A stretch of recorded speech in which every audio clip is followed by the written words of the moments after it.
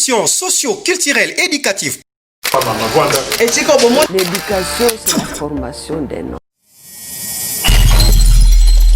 Politique, sport et loisirs, le choix est simple. The choice is simple. Aigle Info TV Channel, la chaîne YouTube qui vous édifie. Dieu vous donnera des amis qui pourront vous édifier. Vous informe au quotidien sur les faits sociaux et différents sujets d'actualité. Abonnez-vous, partagez et likez pour faire entendre ces petites tous. La manière de vivre, la manière de se comporter, la manière de réfléchir, la politesse. Aigle Info TV Channel, la chaîne qui vous convient, qui vous convient, qui vous convient.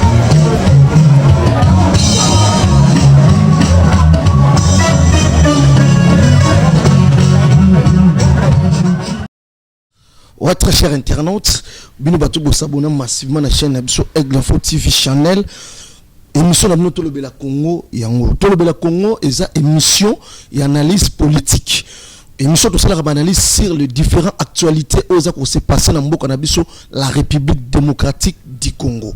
Tolobela Congo lelo, toko kutanana mutumoko o azana maîtrise ya histoire. Mutumoko o azana pensée, puis azana vision par rapport à l'évolution de la République démocratique du Congo. Nous avons toujours qu'il y a un Congo, nous avons tendance à sous-estimer bateau, il ne fallait pas tout sous-estimer. Très chers internautes, l'actualité a beaucoup plus dominé dans différentes actualités dans la semaine au Bilbo Yebaki et le lot ensemble. Na Papa Maurice Polo, toujours ça la analyse par rapport à l'actualité ou les cas qui dans la semaine. Papa Maurice, bonjour. Bonjour, Ndekwapo. Boni. Non, qui m'est allé? Qui m'est allé? Tu fandi tranquille. Nami PPO, nous surtout essoufflé Mikolo, il y a ma Covid, mais ça va, tout ça tranquille. Tout ça tranquille, Papa Maurice. Au moment que histoire, et ça qu'on s'est répété. À la lire où vont les choses. Au moment que histoire, et ça qu'on s'est répété. Comme si tout le monde a n'engembo que ça qui n'a pas soit 1961. Vous avez monté 61, 62. D'après yo, en tant qu'analyste politique, au cours de internautes, les Congolais, au besoin de aigle, les chaîne partenaire, au besoin de mission, au cours de Banabangoni. Bon, et là qu'on a reçu que le Banaloba Kango n'a pas émission tout ça là qu'à n'a micolé les cas. Et ça est que c'est vrai que l'histoire est ça qu'on s'est répété parce que tu dois tenir compte dans un côté. Tu dois tenir compte dans un côté, tu tenir compte na histoire ya mboka na bisoté comme tout tenara compte na ngoté to yebi place nini to utité donc ba événement belé zoya toujours quand c'est ba événement asika les ala ba événement asika té ce qui totali pratiquement où ezo sala malelo conflit au niveau du parlement, conflit na kati ya gouvernement avec le chef de l'état ba ndenge chef de l'état imoka lobaka que le ministre Moussous Bazaki Koto ça a été pratiquement sur Tozongi et ça presque même phénomène où il est caca le gouvernement Lumumba n'a Kassavou na parlement il y avait aussi un problème aujourd'hui na parlement Nabiso il y a aussi un problème entre les deux courants politiques au bazo gérer Mboka. Est-ce que au kokina ko expliquer na internaute qu'est-ce qui s'est passé vraiment à l'époque dans le Parlement, dans le gouvernement, puis au niveau, il y a Mboka Mobimba. Qu'est-ce qui s'est passé pour l'internet, c'est de ne pas comprendre que ils ont les calelo, ils ont un histoire des actes s'est répété. Et qu'est-ce qu'il faut, ou bien, et l'eau qu'on ne saigne là qui, pour tout le monde là, et l'eau qu'on ne saigne là qui, par autorité congolaise, basala, pour le loto Sibir, sous Maramoto, Sibirité. Le problème est qu'il faut qu'on y ait ce que les lots sur les politiciens peuvent poser une question réellement c'est pas ça qu'en a 60 après l'indépendance au sein du Parlement. Quel est le réel conflit entre le gouvernement et le président Kassou Batebele Baïbiangote? Pourquoi? Parce que Balukaka Koye Bati, il y avait des conflits d'intérêts. Des conflits d'intérêts où ils ont engagé intérêt il y a Batouali Banda n'a pas intérêt nationaux.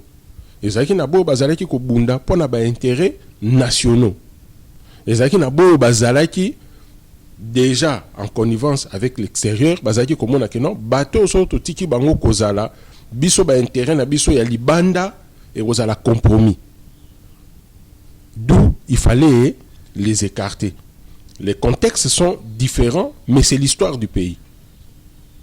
Oyo, ce qui te l'oblige à analyser, tozotala. Lelo toza na ba contexte mususu.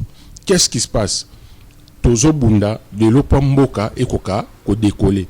Mais mboka ko décoller te tokoloba ke tozo sala makambo sika. Le pays vient de quelque part.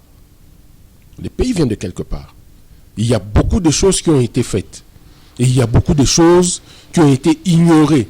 Pourquoi? Parce que oya zalaki wana te ya zalaki mabe tozuna o nyoso to ya salaki na oya malam nyoso to pembeni. Erreur. Or ce qui tozaki ko puiser oya zalaki malam oya mabe tozi to tiena mesa to komi kotala awa ndenge nini to ko rectifier ndenge nini to ko repenser. Je pense que même sur le plan politique tongai toza musika, nous sommes pas un pays quelconque. Et nous n'avons pas de politiciens quelconques. Mais aujourd'hui, tu as commis na kotala où ils mona ils ont ça la nation. Donc batu bazota la biso libanda bo ba yebi histoire ya mboko. Ba ta mboka ne zaki na ba politiciens ceux qui bazo loba ozo sentir que batu bazo loba. Mais lelo to comme on dirait to comme na rata foire. Tout ce que nous disons n'a pas de sens. Ils ont produit relo comme roté. Et le peuple a zoyoka soumutute. C'est ce qui est dangereux. C'est ce qui est dangereux. Parce que le peuple a tout dit. Et quand le peuple va perdre confiance nae, tôt ou tard, va s'attendre na likambu moko et kobeta. Likambu moko et kobeta. Mais na makambu nyonso oyo le kaka. Lelo conflit expliquer biso pena conflit les alaka na parlement na ba 61 wana avant ba assassiner papa Paul Maurice, ba assassiner Patrice Emery Lumumba, ba assassiner Joseph Okitu. Qu'est-ce qui s'est passé réellement? Et là, que c'est passé qui réellement ils allaient qui crise institutionnelle, c'est-à-dire que l'autorité au bazalaki en place mingi bazalaki ko respecter ba prérogatif na bangote. Nous étions soumis à un régime parlementaire. C'est-à-dire que le Premier ministre gouvernait le pays, il gérait le pays. Donc le président était là, mais c'est le Premier ministre qui décidait tout. La présidence de l'époque ne l'a pas vu sur cette oreille, ne l'a pas vu sur cet entendement.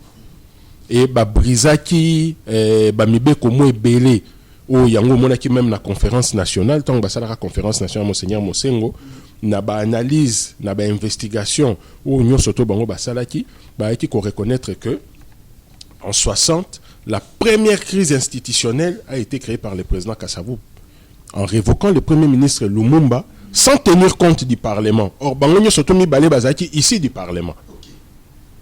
Et c'est là où Makamounio Soté s'est déclenché. Donc, to brisaki loi constitutionnelle et belé to zaki ko tenir compte nangote. Actuellement, to pe bazo lo belé lango. Les ana bambi beko et belé na ba décision bazo tenir compte na ba constitution té. Moni ba komi kozanga ko rectifier même par rapport ya ba état d'urgence. On avait décrété mais après bazo non, il faut ezala soumis na parlement. Tout comme to sali rétropédalage donc ko rectifier mais aussi to kende qui déjà. Et cette loi a déjà été violée. Et il y en a encore beaucoup d'autres comme ça. Ce qui loi a été violée par rapport à quelle différence? C'est que Janine Mabunda ça a tiré ça outrage. Non, moi je pense qu'il y a eu une incompréhension. Je pense qu'il y a eu une incompréhension sur ce point, dans le sens que ceux qui commis na bobunda qui pona eloko et que les lobos ont pouvoir. Quand il y a une institution, il faut boluka, bofanda, bozana maîtrise. Il ne faut pas besoin de militantisme, bon memango au sein du pouvoir. Bon, c'est comprendre. Il faut que luka comprendre tant que bateau balobi bo intention na bango ezanine. Pour ça l'analyse, que luka ko approfondir, ko fanda ko solo là. c'était pas ezaki mpona nga na moni ezaki outrage te, ezaki une façon ya kosunga chef de l'état que non tobimi tozonga parce que ekoki ko rattraper biso. Et ce qui est rattrapé biso et kozala bien te. Et kozala bien te. Mais bon, les gens ont interprété, chacun à sa façon, chacun est libre. Hein. Il y a quoi interpréter na ningene mais ba interpréter pas nga na moni que côté wana la présidente du parlement a ça là qui n'a outrage. Parce qu'en fin de compte tozonga ki kaka wana. Pour les hommes qui ont lutté pour l'indépendance de ces pays,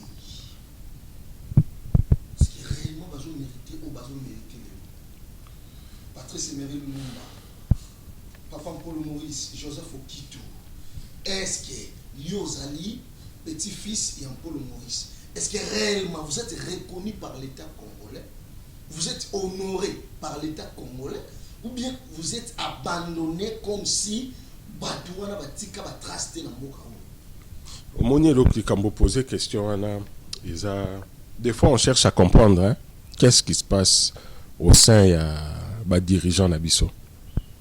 Na ba démarche surtout beaucoup qui ont entamé ko sala, Hermokozo s'est posé question, mais qu'est-ce qui bloque Makanisi na bango pour comprendre que tozo tambola bienté. Na pesa qu'exemple il y a Éthiopie. Na empereur Henri Selassie. Éthiopie pas ça. Ba reconnaîtra ka, ba honora mémoire, ba kundaye, ba salela ba obsèque, il y a digne, il y a renommé, il y a empereur na bango. Ils ont lavé la mémoire de cet homme. Ils ont reconnu que traita qui yé na ninga bienté. Mais tant que vous reconnaître en haut, aujourd'hui, dans l'espace il y a combien de temps? On se souvient encore dans les années 85 à Éthiopie, bazo kufa nanzala. Bazo pe sabadon. Mais aujourd'hui, ce qui est kaka exemple moko dans le domaine de l'aviation, Éthiopie a au moins une centaine d'avions dans la flotte aérienne naé. Le lot de développement éthiopien est au Kamou Sabatu. Mais dans l'espace, il y a combien d'années? C'est-à-dire qu'il y a des forces où il dépasse l'entendement à Batu. Et ça, na Batu, oyo, tango batele maratam sunza mene muta sisi tarabango. Que batele ma, pour na koluke la bino eloko moko boy. Mais tango Batuana, ba payer le prix fort. Il y a sacrifice moko oyo bango ba sali, ba fouté yango pénal le prix le plus fort. Être assassiné comme ça, ba tibino na ba poto, ba betibino masasi, c'est bon. Mais ba betibino masasi, ba kundi bino, ba déterré bino, ba kati bino. Donc on ne veut pas qu'il y ait de traces. Que batu ba se remémorer que non batu moko boye ba existaka. C'est ko ba famille ya batuana. Bo limoussa ba corps ya batuana, soki ndenge nini, ba famille na bango baza. Mais république aux honoré mémoire ya ba héros na yoti bato basala que mboka oyo ekoka kolongwa na 80 années ya colonisation dure ya maboko ba belge bonié bofani bobino bazala ona bozo salaka makamoka ka nengwana mais les honorer proprement dit les ayangote lobi na kutana ki na ndeko moko tozo sola Maurice Mpolo ba kombo ya kokoneza na ba avenir belé même na ba région ba avenir mososu ya minene mais yemo ko ebisinga mais en réalité tala yo ko kiko zala boete république ko ki jamais ko tala bino boy Laurent Désiré Kabila dans la pouvoir je pense que aonoraka mona ya Joseph Kasavu ba ministre mais cette idée wana est-ce qu'actuellement yo au sein de la table fort mon côté au Luka au kutana président de la République Félix Antoine Tshisekedi Tshilombo ou bien à table là il y a pas ministre na yé pour mettre pour ça tokutanaka to sala partage ayambaka biso pe bien ministre délégué à la défense Sylvain Mutombo to solo là on a partagé on a expliqué ce qu'on pouvait expliquer ils en a ba courrier au tokoma comme kutala na chef de l'état ezate ko kekaraboye OK toke non na kutana président ko yambayo to comment on a bossa la courrier to sala courrier tosala courrier tokutanité mais tozotendre na 60 ans il y a disparition na bango 60 ans tozotendre na 60 ans il y a indépendance il y a Congo mais qu'avons-nous fait de ces 60 ans d'indépendance sur tous les plans politique social matériel tosali nini pour na Congo? Qu'est-ce que nous avons apporté à part conflit, guerre interne qui était Yaza Mabé, Yaza Diable, Yaza Boué? Non. Non. C'est pour ça que je dis que le pays vient de quelque part. Tant que tu peux tenir compte de Wouti Wap, tu as indépendance en 60, qu'est-ce qui s'est passé de 60 à 61, Babomedi Bisoba héros, de 61 à 65? Qu'est-ce qui s'est passé de 65 à 97? Makamuni na malamu et Salamaki, Makamuni na mabe Salamaki. De 97 à 2001, Nini ya bolamu et Salamaki. Na Nini ya mabe et Salamaki. De 2001 à 2018, 18 hein, aux élections et Salamaki. 2018. Qu'est-ce qui a été fait de bon? Mais on est plus en train de critiquer que les mauvaises choses. Il y a des dirigeants là-bas. Et c'est ce qui est mal. Célébration au Salamaka le 17 janvier.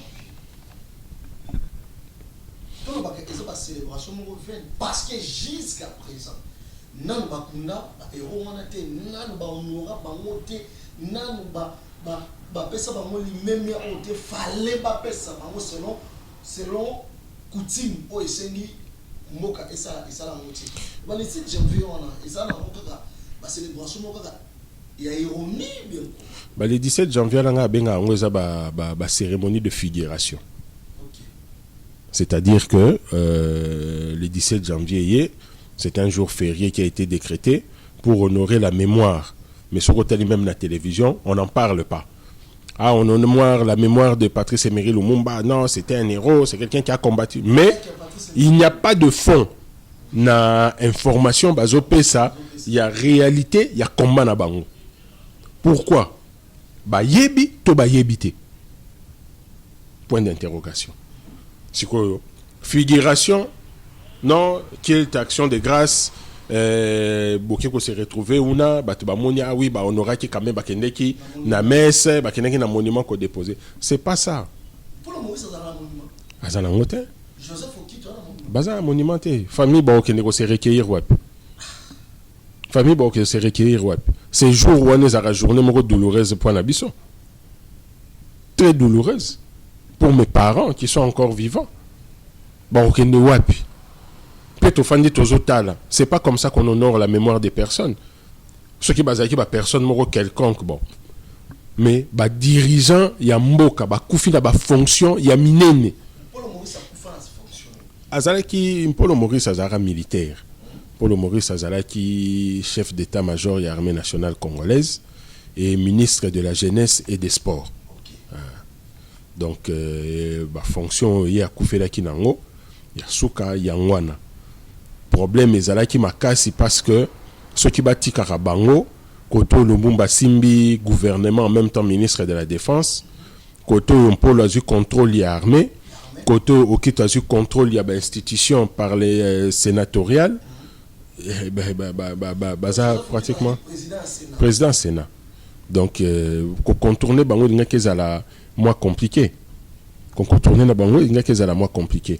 Banal ezali na ebité soki mboko bagardaka ba archive soki batumba ngana na copia banal wana tozongo depuis pour Kazaïr période de la conférence nationale nazwa mon feu père a se retrouvé kana ba document wana nazwa ba copie na tangaka interpellation ya Patrice Emery Lumumba bomboko na Delvaux na parlement tango Kasavubu a signé révocation parlement ezalaki sage bakoka pe ko pelisa moto. Comment il y a encore révoqué Premier ministre sans qu'on dissoudre le Parlement?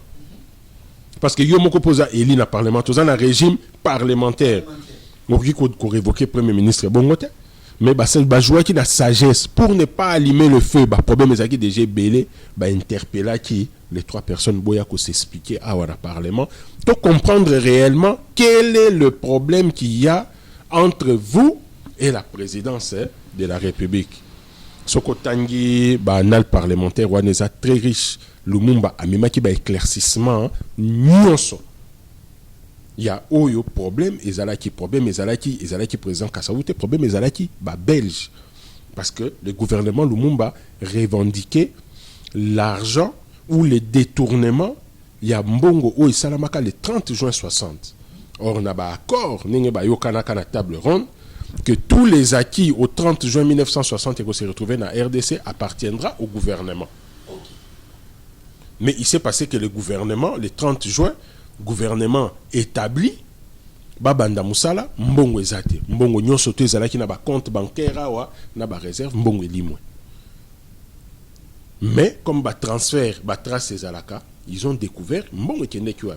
Des conflits ekotaki entre le gouvernement Lumumba na royaume de Belgique. Bo restituer biso mbongo na biso, mbongo wana ti lelo ba belge ba restituer biso yango te.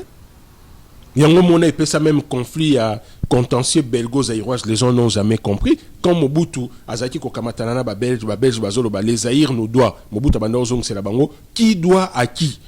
Mobutu savait, parce qu'il y a Zalarana bango, ayebi maramni les kaka. Mais aujourd'hui, qui tient compte de cela? Personne. Manque d'histoire, mauvaise foi, ou bien ils ont manqué je pense que manque à histoire. Non, il y a certaines personnes qui sont au courant. Mais moi je dirais qu'il y a certaines personnes qui sont corrompues. Nakozonga na elo komoko na tangaka par rapport à la prophétie à Simon Kimbang. Na redévelopper pendant la kati na ngoma kasité. Mais à l'obak elo komoko le peuple congolais sera réellement indépendant que lorsqu'il aura atteint la maturité spirituelle. Ça dit tout. Donc aujourd'hui, si on peut parler de corruption au niveau de l'Afrique, l'homme noir est d'abord corrompu spirituellement. Tout commence par le spirituel et puis il y a la physique. Mais spirituellement, tant qu'on a déjà voué la cause, il y a Batumoko à Libanda. Physiquement, qu'est-ce que tu peux apporter de bon à compatriotes? Et le remonte. Au bandolanda, injonction, au bazo